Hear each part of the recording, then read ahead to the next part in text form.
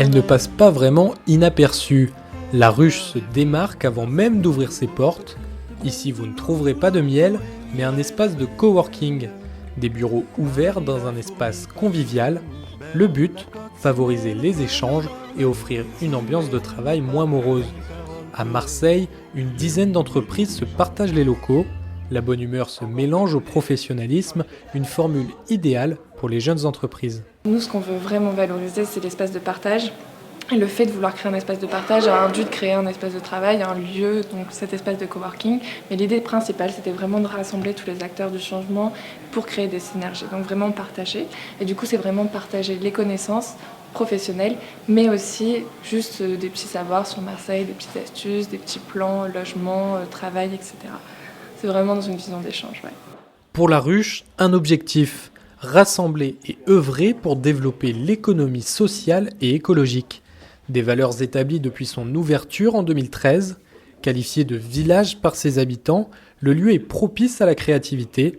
Tout est en place pour résoudre les défis d'aujourd'hui et créer le monde de demain dans une atmosphère chaleureuse.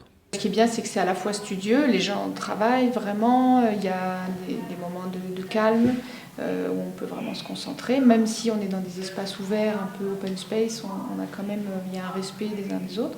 Et en même temps, il y a vraiment des temps autour d'eux dans la cuisine où on boit un café, on discute de nos projets. On peut aussi appeler à l'aide les autres quand on a une problématique à résoudre, on va dire.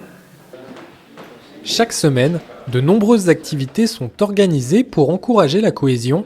En plus des pauses café et des déjeuners, tout un calendrier est dressé pour rythmer les semaines des entrepreneurs. Des soirées dansantes et des formations sont régulièrement programmées. Tous les jeudis, on a ce qu'on appelle un buzz, c'est-à-dire qu'on mange tous ensemble, on a des repas partagés.